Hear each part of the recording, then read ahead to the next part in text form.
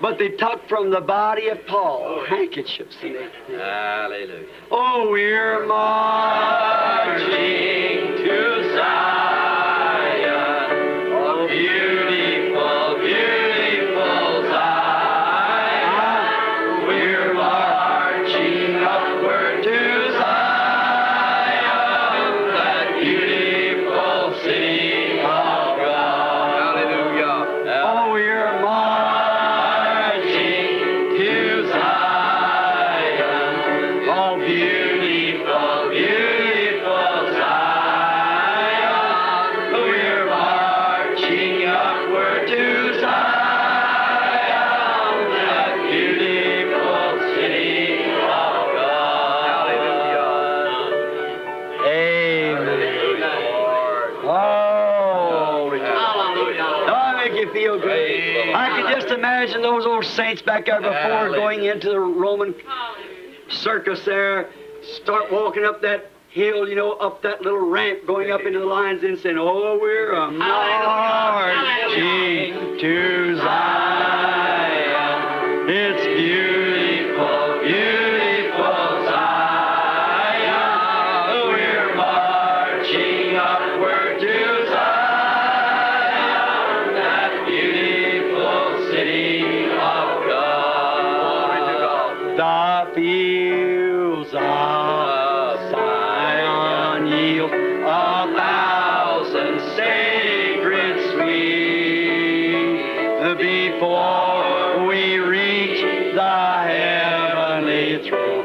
Before we reach the heavenly throne, or walk the golden streets, or walk the golden streets. We're marching to Zion. It's beautiful, beautiful Zion.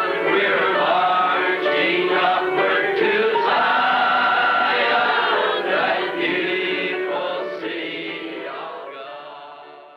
Oh. It was to this line that this E famous foi a esta evangelist linhagem in the que world este today famoso evangelista no mundo hoje que fugiu de um dos homens deles, o qual o desafiou a um confronto na palavra. And to my opinion, the evangelist should have said, I E have em no minha gifts of opinião, healing, o evangelista deveria ter dito, não tenho dons de cura, mas nosso corpo de crentes tem. you give me a Dê-me few algumas hours and horas I'll e bring trarei someone alguém here. aqui, estão vendo?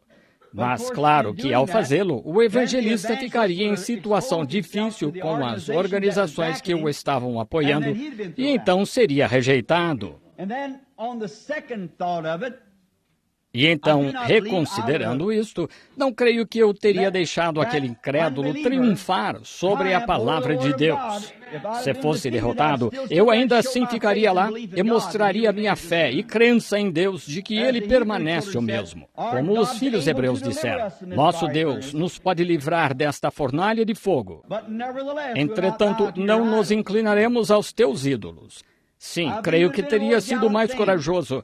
E repetindo, Then again, eu, as being a doctor sendo of doutor em theology, teologia e bem situado em Escritura, como o grande evangelista é, e homem poderoso que é, creio que eu o teria desafiado na palavra se Jesus foi o Cristo ou não, ou se Maomé foi o profeta, e eu teria testado pela sua própria Bíblia. Se esse fosse o meu chamado na Bíblia, como é o do evangelista, para explicar isso, eu teria tomado essa posição em vez de fugir e bater em retirada.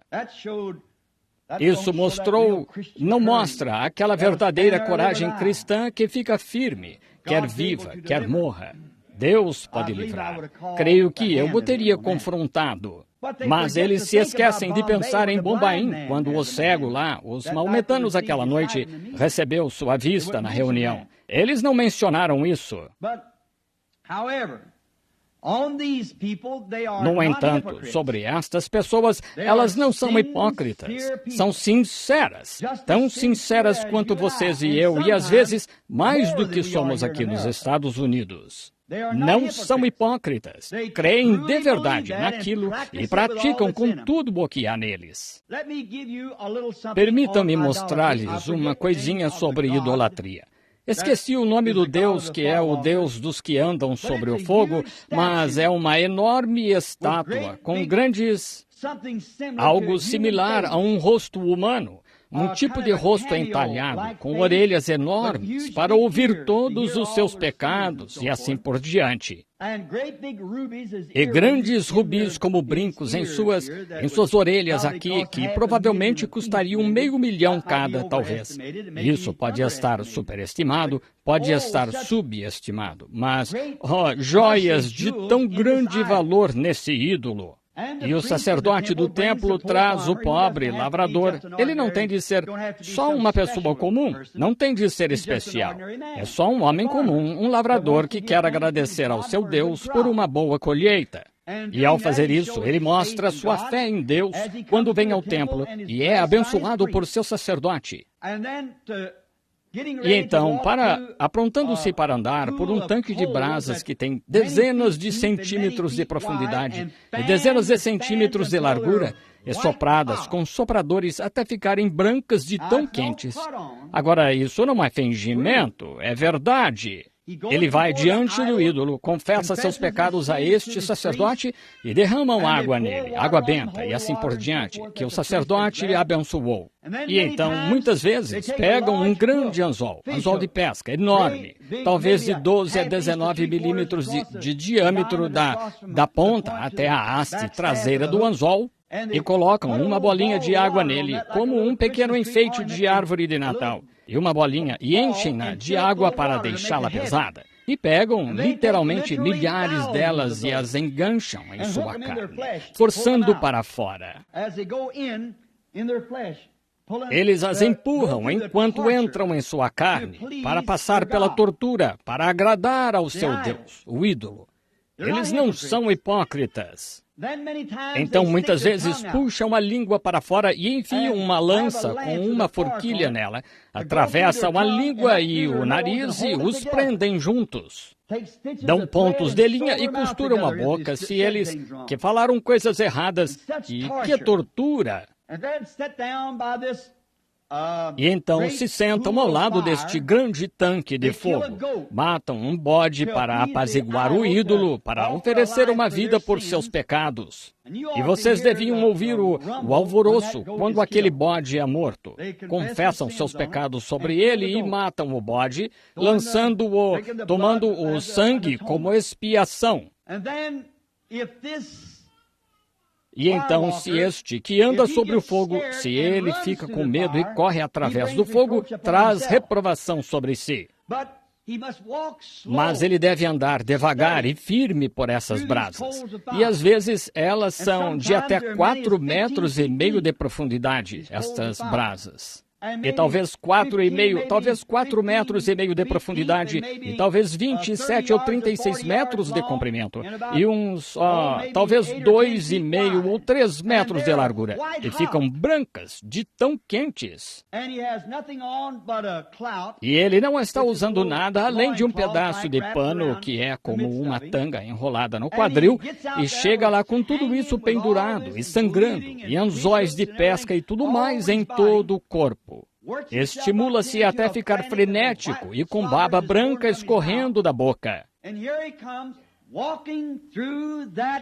E lá vem ele andando por aquele fogo e sai andando completamente ileso do outro lado, pelo fogo, e talvez seus pés afundando assim, as pernas, no fogo, 60 centímetros ou mais enquanto anda, trazendo para cima em sua carne humana aquelas brasas vermelhas de tão quentes, andando por aquele fogo, e sai ileso do outro lado. Você poderia olhar para seus pés, nenhum arranhão ou queimadura. E observando isso e pensando que se um sacrifício a um ídolo pagão com o sangue de um bode, com fé em tal coisa, protegeria o pagão do fogo, o que faria o sangue de Jesus Cristo pelo crente num Deus vivo? Agora, idolatria é algo estranho. Temos tido isso ao longo das eras, desde o princípio do tempo. Now, the order for this idol worship. Agora, a ordem para esta adoração de ídolo é o homem que põe o ídolo, Fixes the idol, then he goes in and prepares himself for this great arruma o ídolo, então chega e se prepara para esta grande adoração. Agora, ele crê que este ídolo foi feito à imagem de algum Deus que ele nunca viu. Ele é sem forma. Assim, ele crê que ele está na imagem deste ídolo que faz a este Deus. Agora, não deixem que isso lhes escape. A imagem é feita à imagem do Deus mítico que ele crê que isso é. Então ele vai diante deste ídolo e se prostra, e crê que o Deus, que é uma pessoa invisível, entra neste ídolo. E ele crê que fala com Deus através deste ídolo, que Deus se faz entrar neste ídolo e lhe responde. E muitos de vocês, professores aqui, que estudaram mitologia, afirmavam naqueles dias que aqueles deuses tinham até batalhas entre si e tudo mais. Agora, em outras palavras, o Deus se hipnotiza da sua posição sobrenatural para dentro deste ídolo.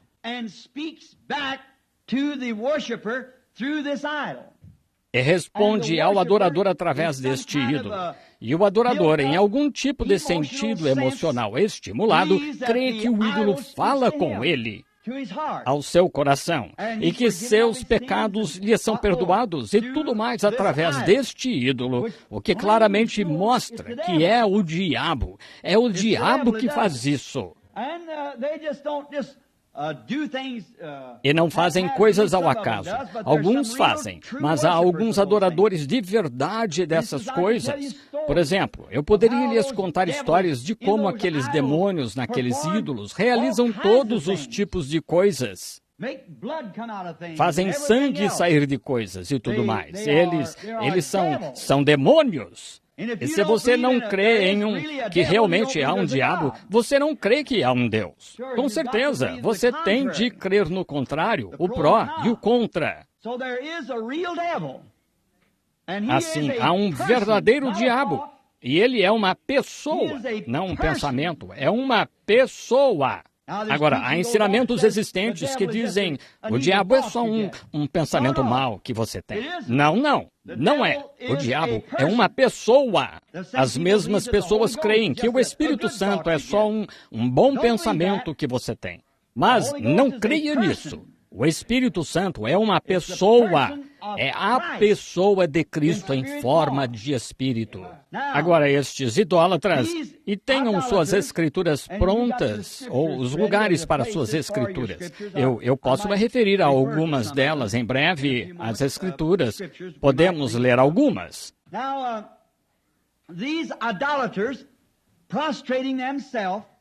Agora, estes idólatras, prostrando-se diante do ídolo, creem que o Deus que estão adorando está representado neste ídolo.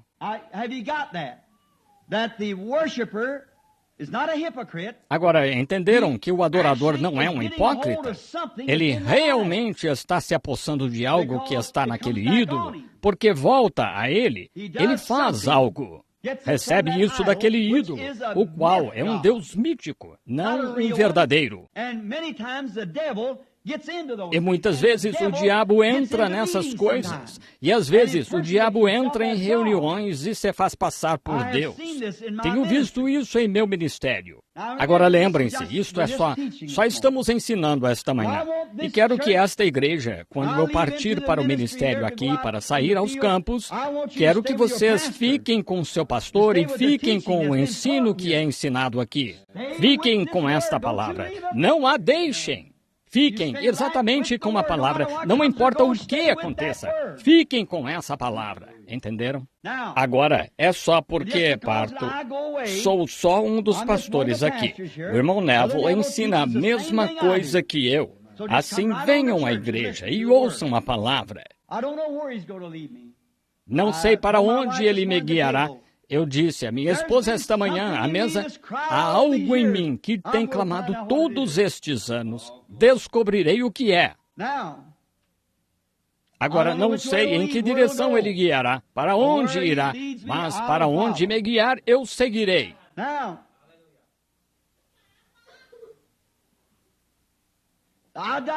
Agora, a idolatria ainda existe hoje. Vejo pessoas vindo ao altar e com declarações cegas de professores cegos que dizem: somente se abra, esqueça tudo, faça de sua mente um espaço em branco. Você se tornará um Elias, você se tornará isto, aquilo ou aquilo mais. Que mentira! Não se vem a Deus. Isso é abrir a alma para todo tipo de espíritos demoníacos entrar. Não faça isso. Você precisa se lembrar de que há um diabo e ele imita Cristo quase ao pé da letra.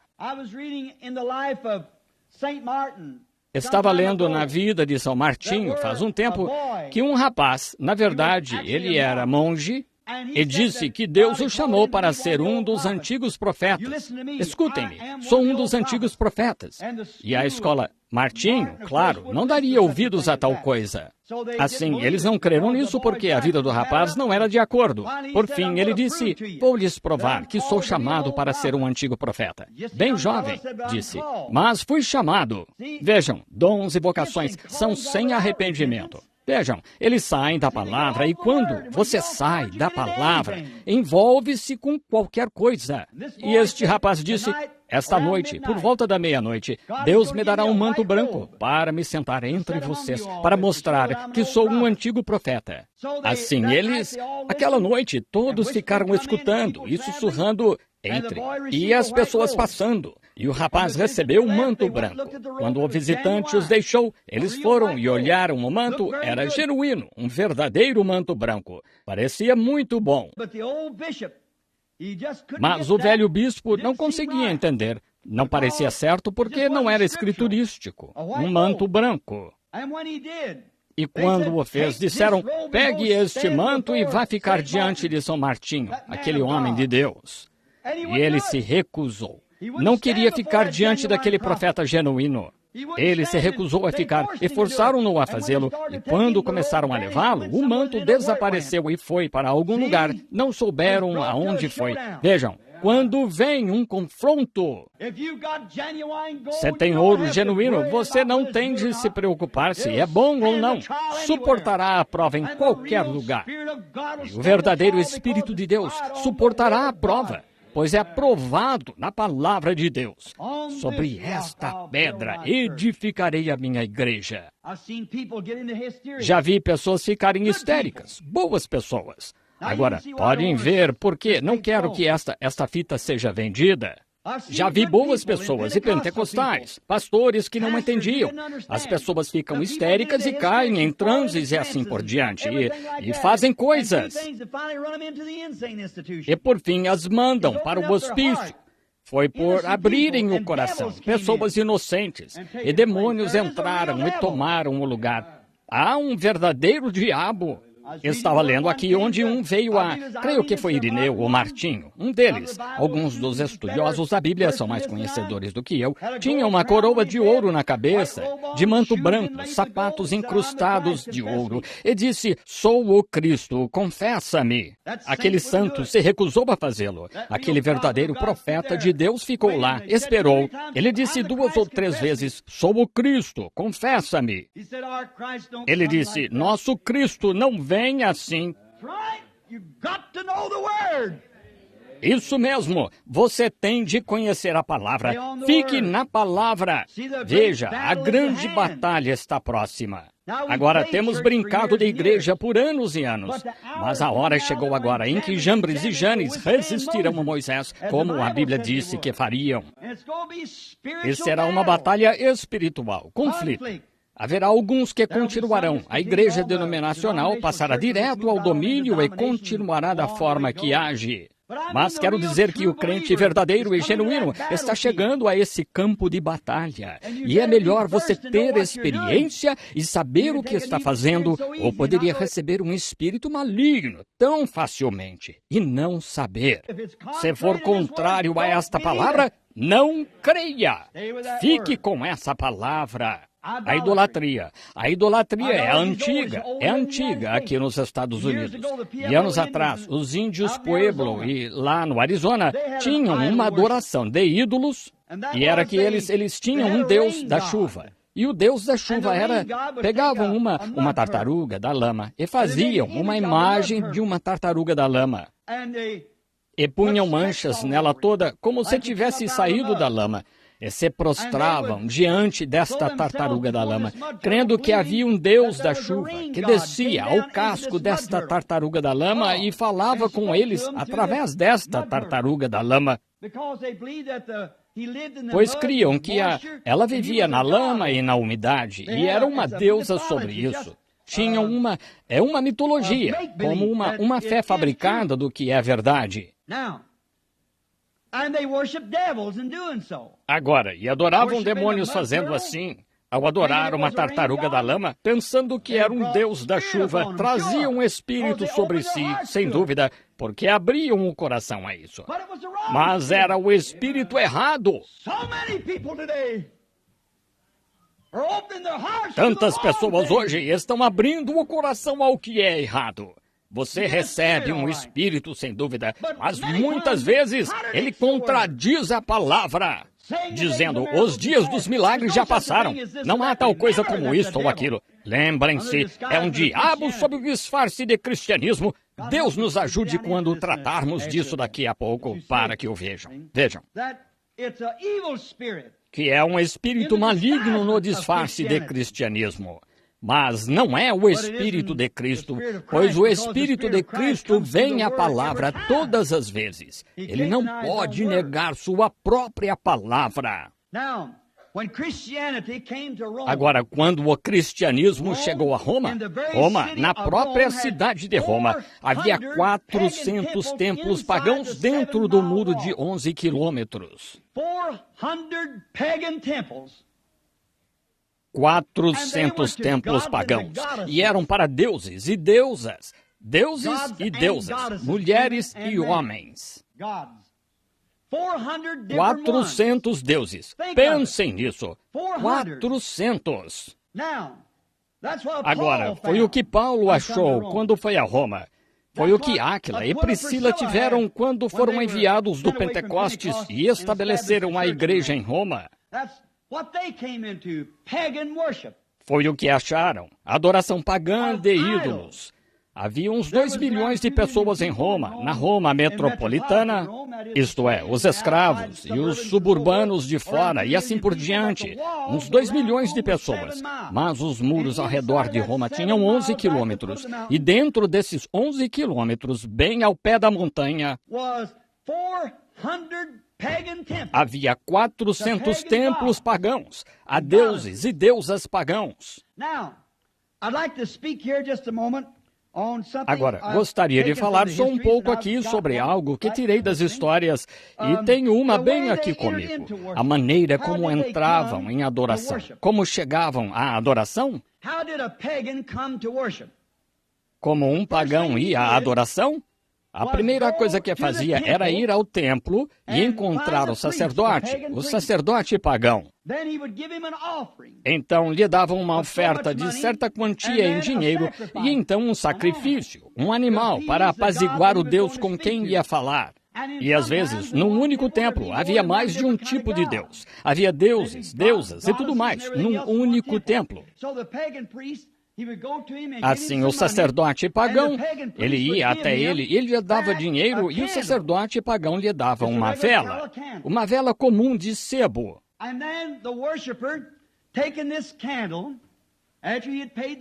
E então, o adorador pegava a vela, depois de pagar o sacerdote, pegava a vela e ia a certo altar do Deus com quem queria falar. E no altar havia fogo, onde o sacrifício seria queimado. Ao pé da estátua, o grande templo de bronze ou ídolo, E ele pegava a vela e a acendia com o fogo do altar, o fogo do altar do ídolo.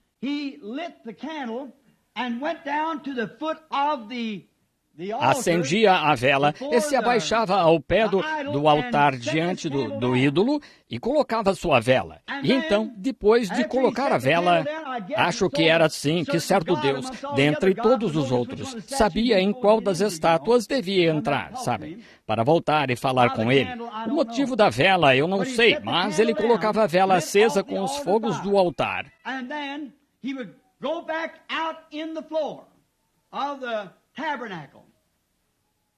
E então saía ao pavimento do tabernáculo e lá se prostrava no chão. E lá punha toda a alma, toda a força em sua oração. E orava a este grande Deus de algum tipo,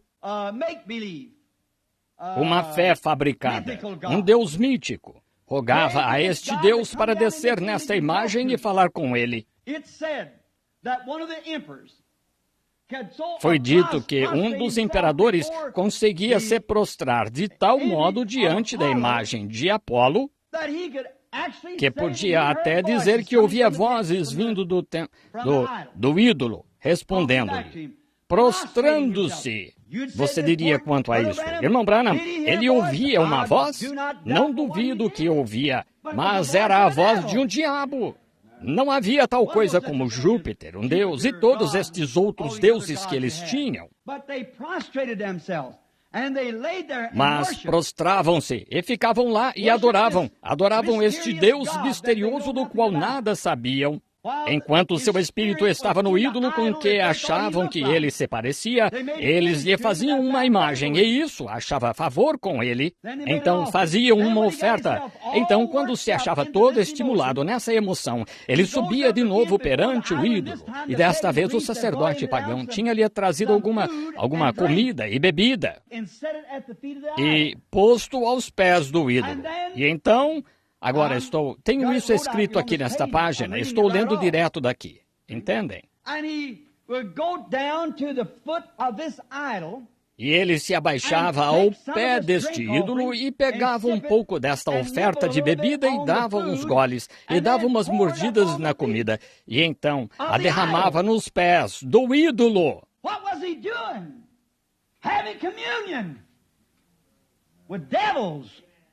O que ele estava fazendo? Tendo comunhão com diabos, comungando com diabos, deuses e deusas.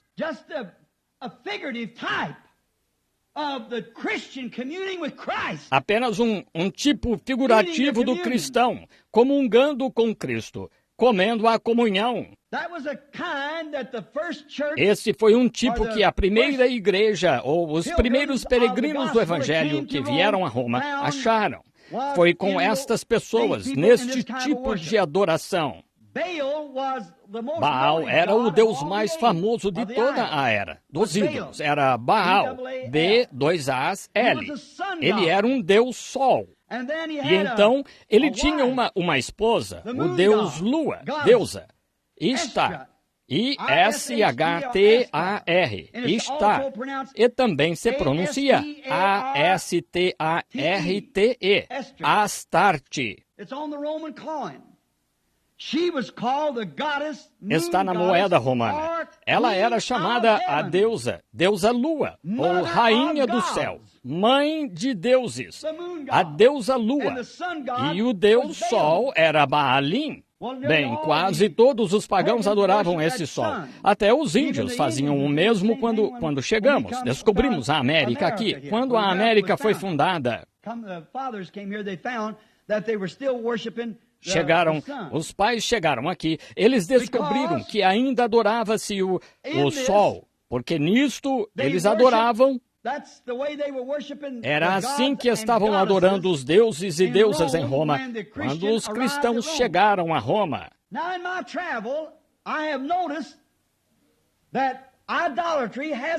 Agora, em minha viagem, notei que a idolatria não mudou, e tampouco o verdadeiro cristianismo.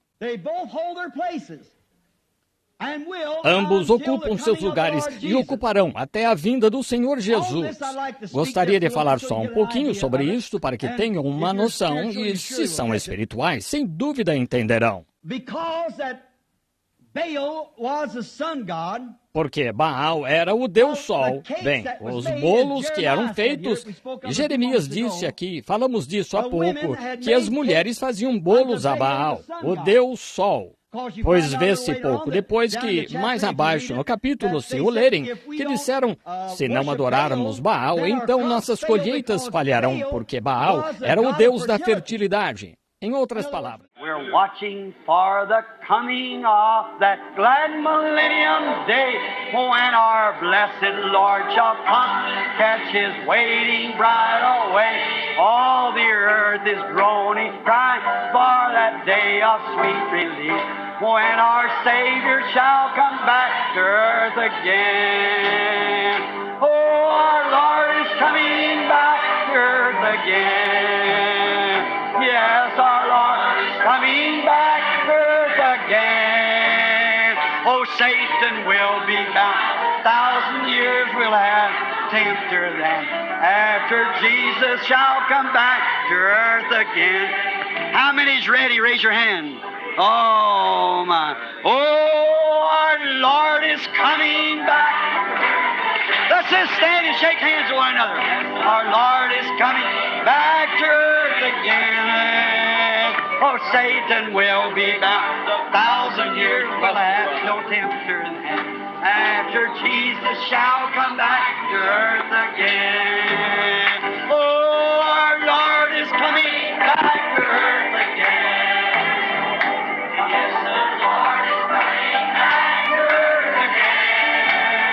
Oh, Satan will be bound. 1,000 years will have no temper then, after Jesus shall come back to earth again. Jesus coming back will be the answer to her sorrow cry, for the knowledge of the Lord shall fill the earth. The sea is done. God shall take away all sickness and the suffering here.